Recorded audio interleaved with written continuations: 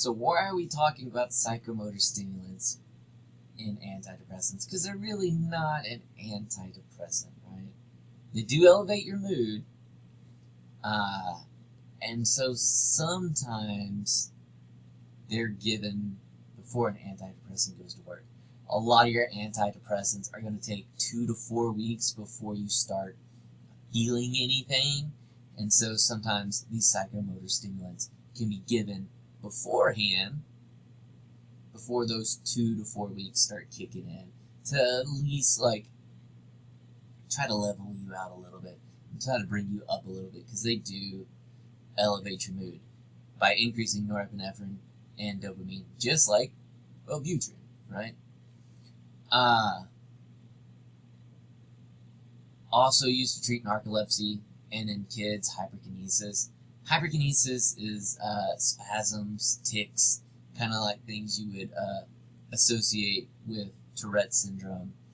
And it's kind of weird. It's kind of like a paradoxal effect, because you're like, okay, your body is hyperactive. We should give you something to suppress that.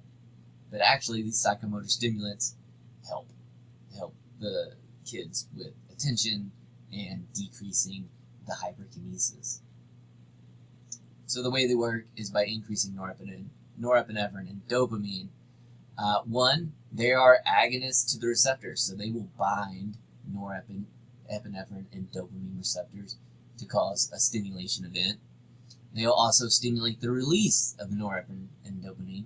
They will also inhibit the reuptake of norepinephrine and dopamine. So all around, we are just flooding the system with norepinephrine and dopamine. And dopamine is related to reward behaviors, makes you feel good. We also see some of these used to treat ADHD. And so some of the psychomotor stimulants, they're all kind of amphetamine based, but Ritalin is one, Dexedrine is another. The side effects of this is going to be increased heart rate, blood pressure, restlessness, insomnia, things that you would associate with more norepinephrine. But we also see paranoid psychosis at really high doses. Problem with taking these for a long period is you do develop tolerance and dependence on these drugs, and we'll talk more about that in the next section, because amphetamines are a leading street drug, meth. But before that, let's talk about lithium.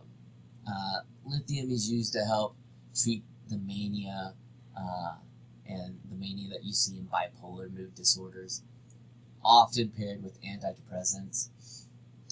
Some other drugs that can treat mania besides lithium would be like vaporate, carbamazepine. We've talked about that one before.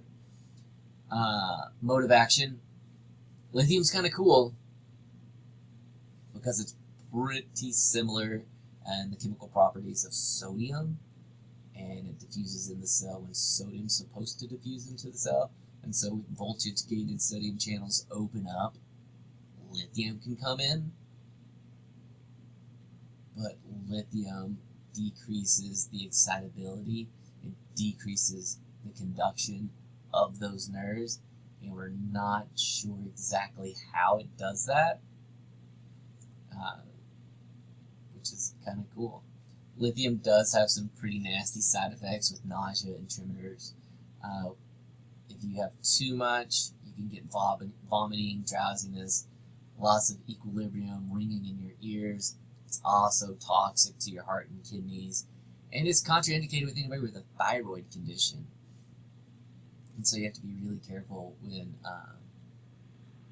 prescribing lithium to make sure there's no heart issues, no kidney issues, no thyroid issues. A lot of people stop taking lithium because it does make them feel pretty yucky. And that is it for this section.